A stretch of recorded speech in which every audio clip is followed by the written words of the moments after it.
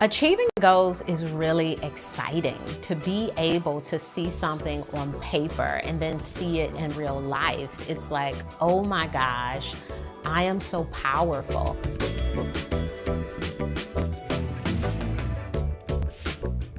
For this lesson, I've moved to my office, and this is my happy place. Being in a space that supports creativity and energy and deep thinking invites me to open my mind to the new experiences that I want to have. At this time, I want you to think about where's a place that makes you feel centered. What place can you go to feel more connected? Find that place, get there, and let's get started on this next lesson. Committing to action is committing to yourself. Goals without actions are wishes. They are not anything that we're doing. It's what we're thinking about doing. So the action piece for some of us is really hard, but it's also the most important part. The first thing I want you to do with achieving your goals is start small. Think of baby steps you can take. Small and manageable goals leads to sustainable goals. When we have really big goals, they don't tend to stick with us. They tend to be wonderful things that we do for 1 or 2 weeks, and then week 3 we're tired of it because we haven't created anything that we can do long term. So I meet tons of folks who say, my goal is to read more books. Perhaps they're thinking a book a month or a book a week, and that's a wonderful goal. But to start, you need to commit to reading a certain amount of time every day, perhaps 30 minutes before bed or 30 minutes as a part of your morning process. But there has to be these bite-sized ways that you can even get to the point of reading a book a week or a book a month. So shifting the goal to having a daily commitment will certainly help you reach the broader goal. If a habit every day is too much, it's perfectly fine. Anything that's done routinely and on schedule is the habit. So if it's every other day, that's still a habit. So really consider your needs and what you can commit to. In my goal of connecting with friends more, I may break that down into a small goal of talking to a friend for 30 minutes once a week.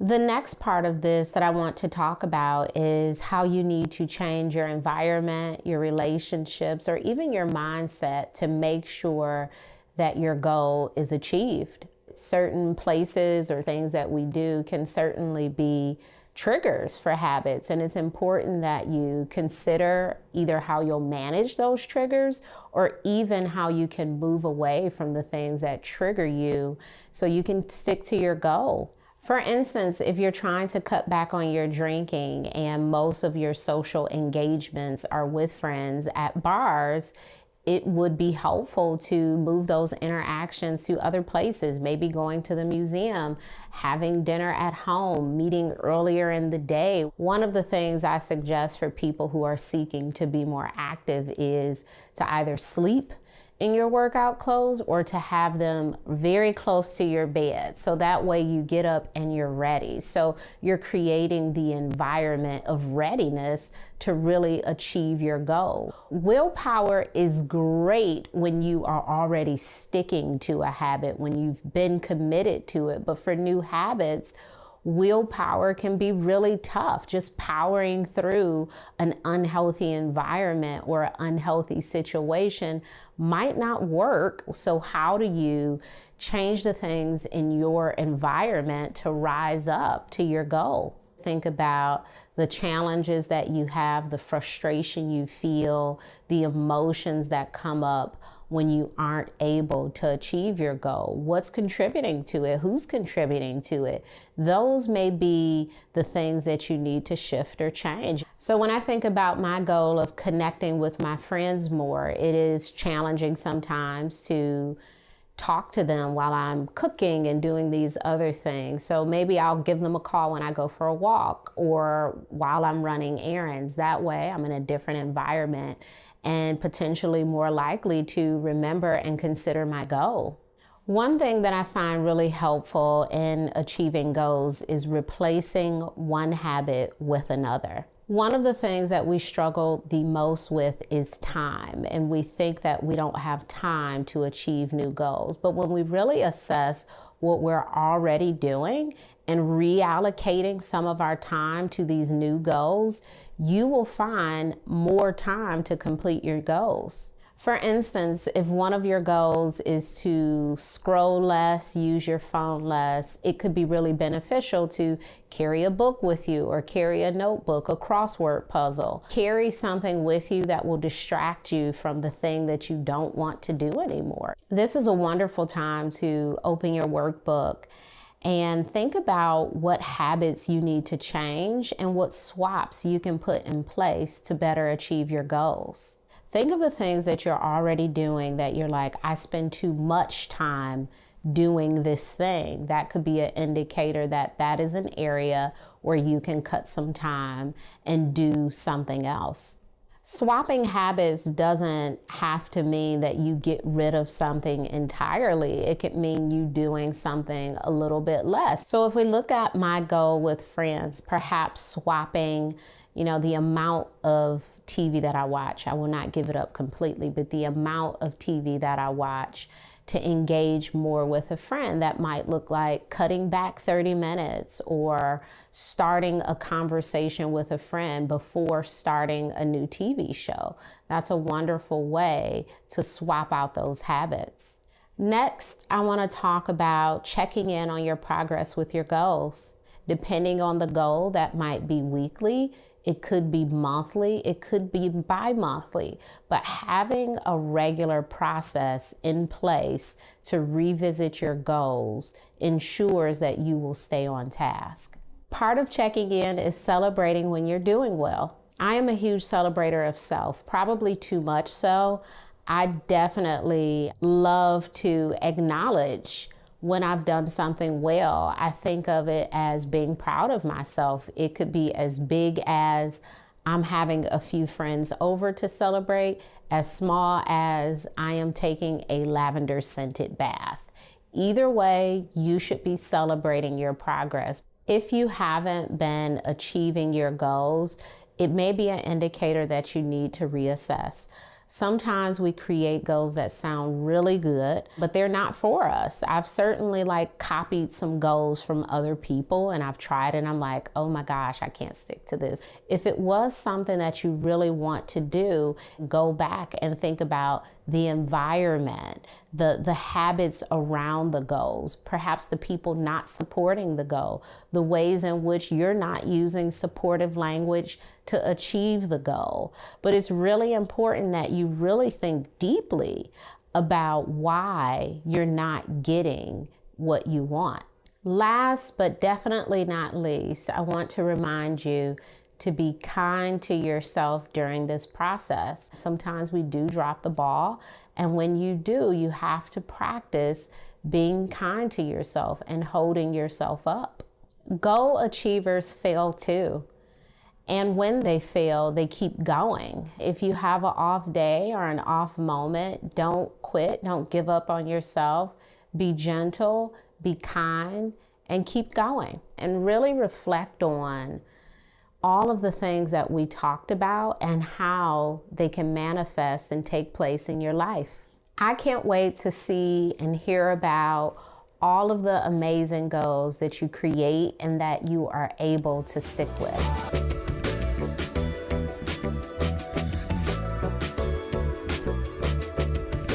So we all have this endless list of tasks and projects and things to think about, and it can get pretty overwhelming. To be honest, for a long time, I felt like my life was a complete mess. But then a few years ago, I discovered a completely free and totally game-changing app called Notion. Hey friends, how's it going? If we haven't met yet, then my name is Ali, and I'm a doctor turned entrepreneur, YouTuber, and podcaster. And I've been using Notion for over 3 years for my personal life, and now we also use it to run our team of 15 people. We've got a $5 million business built basically entirely on top of Notion. And as a massive productivity nerd, over the years, I've tried out dozens and dozens of productivity apps, but the one I keep coming back to, and the one that I still think is the best way to organize your personal and your professional life, is Notion, and it's also free.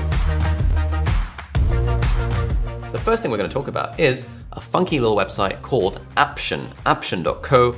It's free, it's great, it's good vibes, and essentially it's Notion-friendly embeddable widget apps. What does that mean? Well, let's find out. Let's say I want to have a flip clock. Cool. I like the idea of having a flip clock as part of my Notion page. So I'm going to hit flip clock, and it's going to say try in your page demo. Paste the URL into your Notion's embed block. Quick tutorial, paste in Notion, click embed, done, you're ready to go. Cool, flipclock.tk. I'm gonna copy that URL. I'm gonna go into Notion, into LifeOS, and let's say, I don't know, underneath dashboard, I wanna have the time right now. So I'm gonna paste that link. I'm gonna hit create embed. Boom, I have a flip clock. It's currently 1:46. That's pretty cool. Let's see what other random apps we can play with. This is kind of cool. This is a fun thing to browse. Moon phase, comments, Pinterest, charts, time. I kind of want the weather. Have we got a weather one? Let's search. Weather widget. Yes, perfect. Visit the website and get your HTML code, generate the embeddable URL. All right, let's do it. So, visit website. And now this Apption thing has generated an embed. So I'm going to copy that. I'm going to go into my thing, and let's say I wanted my weather to appear, zoom out a bit, just underneath my dashboard. Let's hit paste, create embed. Let's see what happens. Boom, we've got the weather, incredible. But I don't like the fact that it's in there. I want to put it there. And now I have got the weather in my Notion dashboard. So that was one way of embedding widgets using Apption, which is completely free. Let's now use another website, which is Indify, which is also pretty solid. And this is also free, and it's a nice way of getting interesting widgets for your Notion. So I'm just gonna sign up with Google, thank you. Add a new widget. Let's create a widget for quotes. Why not? Quote of the day, continue. It's just kind of fun. It's kind of fun to play with this sort of stuff. Generating new widget. And let's just use this. And I can select different. Let's do the good quote. Why not? Set background color, I can make it white, and let's copy this embed URL. It's copied to clipboard, and now let's put it under today. I'm just gonna paste it. I'm gonna hit create embed, and hopefully we should now see a quote of the day. There we go. So this is just kind of cool. Apption, Indify, there's a bunch of other websites that have sprung up recently that let you create these embeddable Notion widgets. It's kind of nice to have. You might like to create these. I'm just going to delete them because I don't personally like them. You might like to create these for your life operating system or for whatever Notion pages you want. But again, just keep in mind, this is all kind of fun to play with. You almost never need these things. You can embed a Google Calendar as well if you want, so you can see what your calendar looks like. And it's kind of up to you to play around and figure out how you want to extend your life operating system based on widgets and other funky stuff. Productivity is about getting the important things done on a consistent basis. It's about maintaining a steady average speed on a few things, not maximizing speed on everything.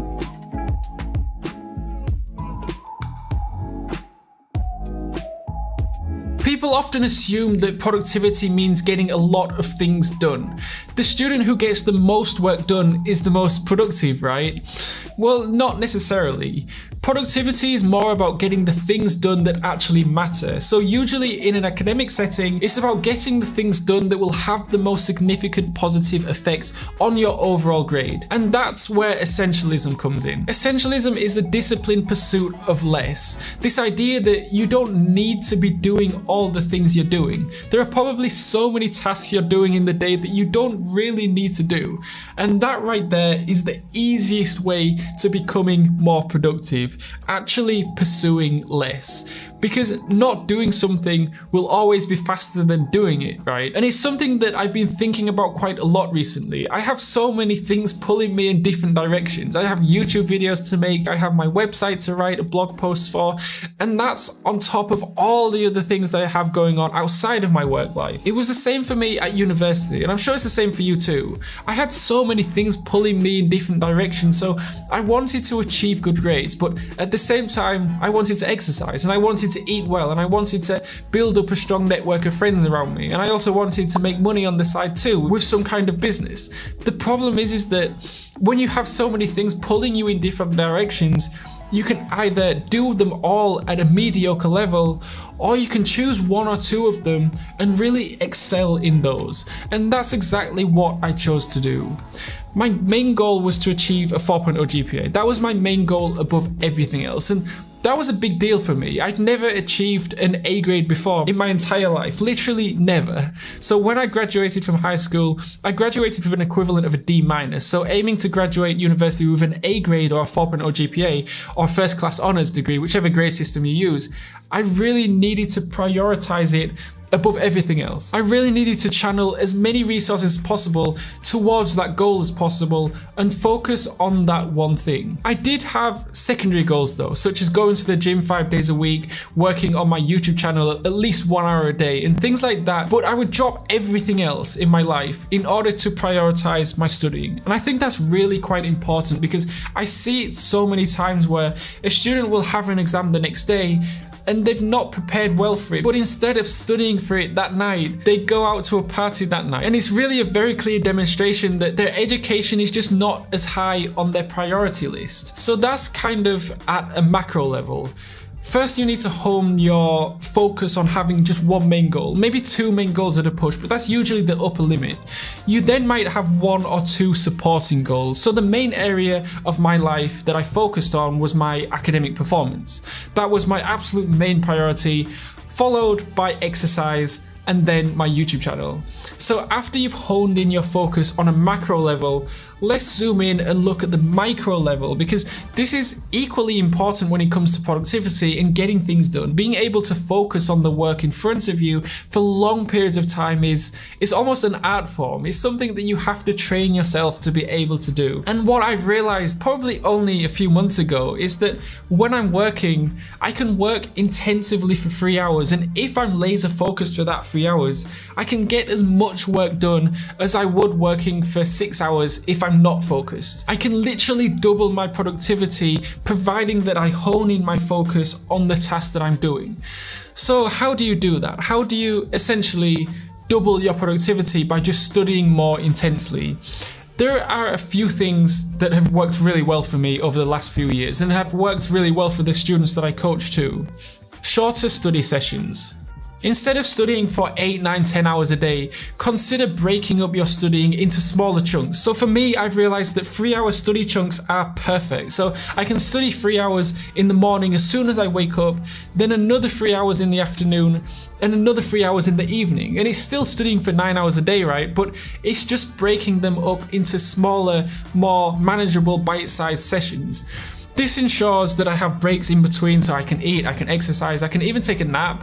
But then when another study session starts after having a good rest, I'm back at my desk studying at 100% focus. And I used to study throughout the day. I used to start studying at about 7:15 AM and finish at about 4 or 5 PM with breaks in between, obviously. And I treated it like a 9-to-5 job. But actually what I'm doing now, where I work in 3-hour chunks spread out evenly throughout the day, it's a lot more effective for me. So I do one 3-hour chunk in the morning, one 3-hour chunk in the afternoon, and another in the evening. It's just way more effectively because I can really work intensely for those 3-hour sessions. Therefore, my productivity is significantly higher. Eliminate distractions. This one is fairly obvious, so I'm not going to talk about it too much, but it really does make a difference. A lot of people underestimate just how many distractions prevent them from concentrating on their studying, like phone notifications, background noise, family or friends distracting us, things like that. Minimizing these sources of distractions isn't always easy, but there are some obvious things you can do, like turning off the TV, putting your phone in another room. I usually put my phone behind my laptop screen so I can't actually see it or hear it. And something else I've started doing is waking up super early. So I'm waking up now at about 5 AM because as soon as I wake up, literally the first thing I do is go to my desk to get some work done, and I usually get a solid 3 hours of work done before anyone else in the house is awake. So there are no distractions, and I feel good because I've just had a super productive morning, so it sets a positive momentum for the rest of the day. Avoid multitasking. Another one that does seem relatively obvious, but many people feel like doing lots of things at once is a great way of getting a lot of things done.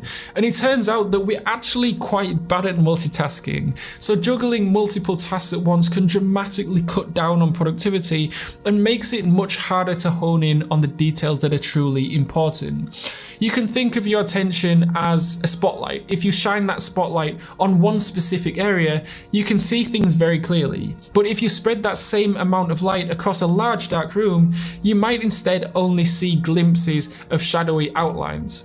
So you can significantly improve your productivity by giving your full attention to just one task at a time. State of flow. Entering into a state of flow is when you become fully immersed in an activity. So if you think the last thing you were doing some work and you almost forgot what time it was because you were so focused on your work. You forgot that you needed to eat. You forgot that you needed to, walk the dog. But the state of flow is a student's best friend. If you can train yourself to enter into a state of flow when you study, it's an absolute game changer in terms of not only productivity, but enjoyment as well. Because when you're in a state of flow, you tend to be more creative, you're more engaged, your performance improves, and you absorb information a lot better. In fact, an Australian university in 2020 at Swinburne University of Technology found that entering into a state of flow is almost addictive. They found that there was an increase in activity in dopamine when people are experiencing flow. And dopamine is a brain chemical involved in pleasure and motivation. So ways you can enter into a state of flow includes setting clear goals, eliminating distractions, working on one task rather than multitasking, adding an element of challenge, studying something you enjoy. So essentially, there are two main areas that you need to keep in mind when you're working on honing in your focus to improve your productivity. There's the macro level, so the bigger picture, so the main goal or goals that you're aiming for. So as the saying goes, if you chase two rabbits, both will escape. So having one main goal is perfect with 2 or 3 supporting goals. And secondary is the micro level. So the task that you're doing, you need to be 100% focused at one task at a time, no distractions. And studying shorter but more intense study sessions rather than longer but less intensive sessions can help with this, while also training yourself to be able to enter into a state of flow when you're studying.